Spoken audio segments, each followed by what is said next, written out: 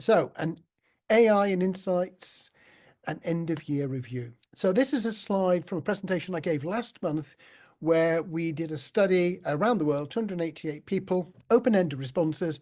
What types of AI have you used in 2024? And the biggest number of all, ChatGPT, head and shoulders above everybody else. The next important thing is qualitative. People are picking it up and using it much more for qualitative than they are for quant at the moment. Lots and lots of explorations going on. We're seeing quite a bit of Copilot coming through. I'm going to talk about Copilot a bit more, and then coding, scripting, transcription, summarization, and then other bits and pieces around there. So the first category I'm going to talk about is how people are using AI around the world for efficiency within their business. I'm going to focus on Copilot and ChatGPT. Copilot, it's got two really big advantages over Claude and Gemini and ChatGPT and the rest of them. The first is that it's incredibly deeply integrated with Office 365. If you've got Copilot and Office 365, you've got hundreds of places where they're integrated between them. And the second is the comfort it gives the IT part of the business that your data is secure, that it's not being used for learning, because it's all built into the same environment. If you trust Teams, if you trust Outlook, if you trust SharePoint, then you should trust Copilot because it's one integrated system. So that's the big benefit for it. The sort of efficiencies we're getting with it. So I click into Copilot, I tell it one to use the work, and I say, look at my emails over the last week. Tell me the 5 words I use the most often. Depressingly, meeting comes out as the number 1 and webinars come out as number 4. But I could be looking for any amount of things. Every Monday, I type in, tell me what jobs are to be done from last week. And it goes through my mails and just skims through all the jobs that are supposed to have been done. And it ignores the ones where it can tell from my emails that they have been done. That's really useful. It just makes me that little bit more efficient. I'm sitting there in Excel and let's say I want to recode this data. I want to code that age data into brackets of 21 to 30, 31 to 40, and so on. So I tell Copilot I want to do that. It shows me what the code is. I could click on show explanation, or I can click on insert column and it does that for me. And what we're seeing is people are getting better at using Excel. They're getting better at using Word and Teams by going through this. One of the really powerful ways that is showing the changes that are going to happen is with the premium account, then you can go into Teams, you have your Teams meeting with all the cameras turned on. It's creating a transcript of who said what. And then from there, it will give you a paper printout of that. It will give you the highlights. It will generate a do list and a task list based from what you said. And that is going to get better and better. And we can see the implications for focus groups and things like that in the future as well, of where this technology is going. So this is just another example of Copilot and efficiency. ChatGPT, you saw from the stats I showed you earlier, this is actually in more common use in the NewMR world. So I think in the corporate world, Copilot is probably bigger. But across the industry and all the independents and small companies, yeah, ChatGPT, really big. And people are doing really simple things like converting PDFs into text files, summarizing reports, writing articles, using it to generate images like the image on this page here, using it to create discussion guides, using it to create questionnaires. They're doing analysis of qual data, they're doing analysis of quant data, they're generating reports. It's coming in bits and pieces right across the industry. Then there are AI-powered solutions. So these are complete solutions that you can buy and use, and you don't need, in some ways, the skills to use ChatGPT. The great thing about ChatGPT is it's really quite cheap and it's very powerful. The difficulty is you've got to be smart enough to use it. There are very few guardrails. By the time you move to these packages here and these surveys, all those guardrails are in place. So virtual tests, instead of giving your material to real people, you run it against AI. So I'm going to show you 2 examples here, and neither of these are synthetic data. This is another use of AI. So virtual eye tracking. This one is TrueScan. You show the packages, the pages, whatever it is that you want to test. It predicts where the eyes would have gone, and it predicts with the impact that that would have had based on millions and millions of previous ratings that it's gathered. Really, you can't get much more mainstream than Kantar. They've got Link AI. So in 15 minutes, you can upload your commercial, you can get your Link AI scores back, and get those numbers. So way, way faster than you would be able to do before. Transcription, major use. Here are just some of the companies on the left-hand side that will transcribe videos and audios. We're seeing more integrated solutions. So some platforms will allow you to conduct a video focus group or upload videos from participants. They will transcribe them, they will translate them. So what they typically do is transcribe them into text first, then translate them. Then some of those platforms will do code extracting and finding the stories for you. Coding, sentiment, theme extraction. Some of the same companies, my own ResearchWise goes in there. Some well-established things like Ascribe and Yasna, Uscan, Coded. Some of these are standalone. They will just take the data and they will give you the theme extraction or the sentiment analysis. Others are part of these integrated systems that I mentioned earlier. Coding ends, what are we seeing in the industry? We're seeing more open ends are being used, more open ends are being processed, more open ends are being asked. That's got to be a good thing, I feel.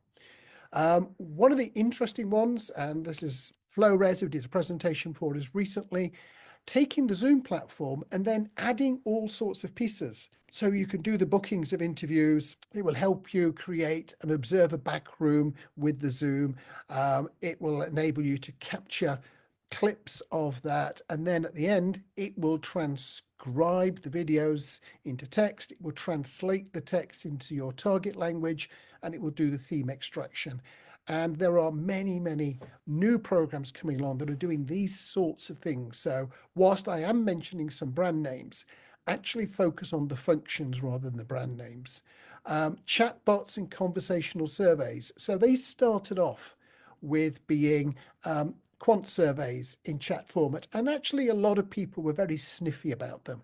But they're getting a lot better now. We're getting AI enhanced chat, we're getting voice, and we're getting avatars, and we're getting more integrated design, field it, and analysis. So the pattern is very much towards these integrated solutions. Beyond just chatbots, we're also seeing moderation. So it started with chat surveys, with qual assistance, AI qual moderation and analysis, more and more fully integrated qualitative data collection, and to some extent, data analysis. Moving to quant, there is good stuff going on.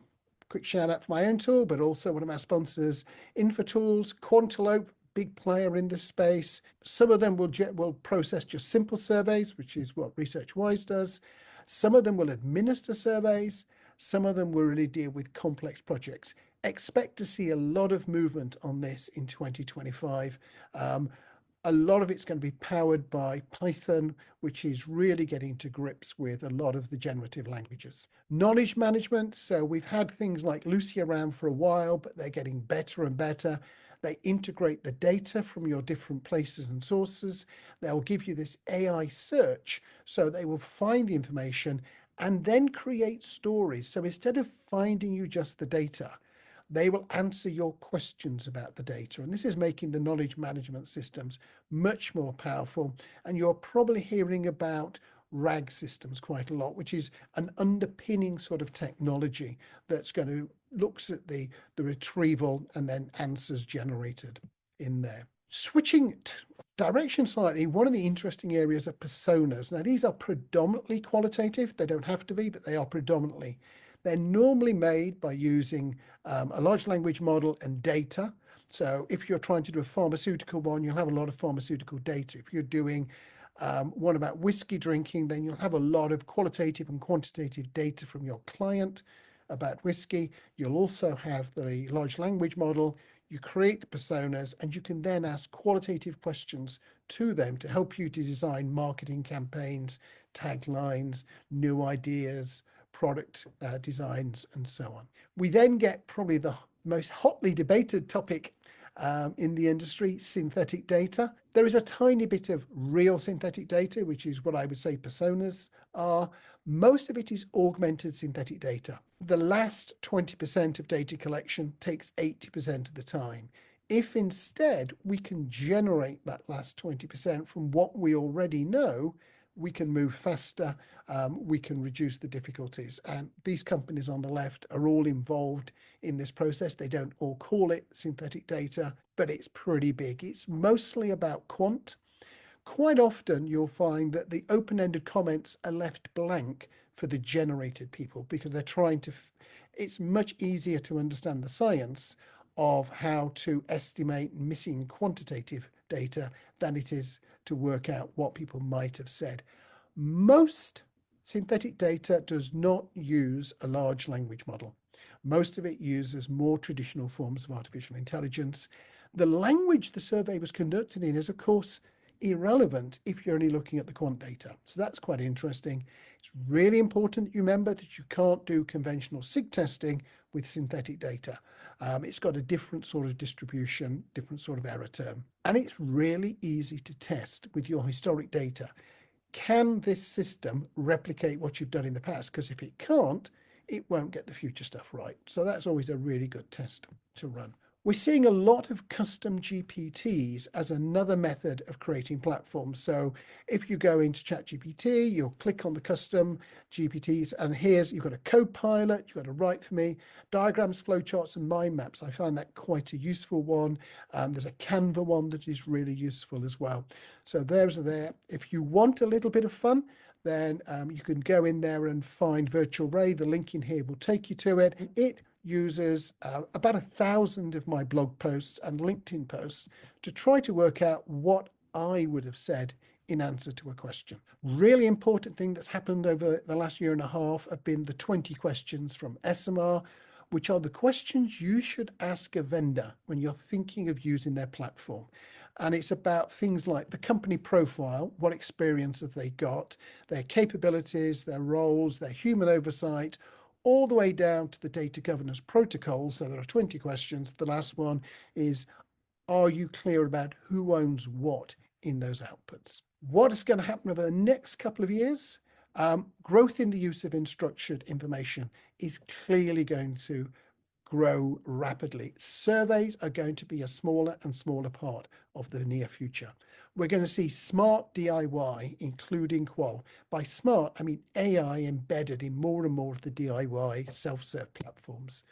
More integrated solutions which do all those steps that I was showing you earlier. We're going to see super fast research with synthetic data. I think that indicator from Link AI, where they're doing research in 15 minutes, is the sort of thing that we're going to see. More client-side research.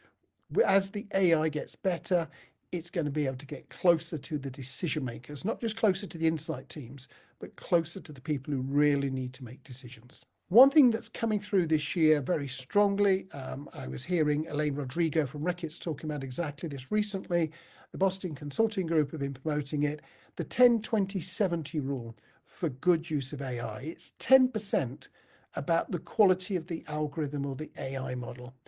It's 20% about high quality data, and it's 70% about what people are tending to call the people. So the business processes, how you transform the way this AI works in your business. So whilst the AI is important, it's only 10% of the answer. The difference between Claude and ChatGPT and Gemini is not going to be the difference in how successful you are. The difference in how you develop new business processes and transform the ways you use it, that's what's going to make the difference.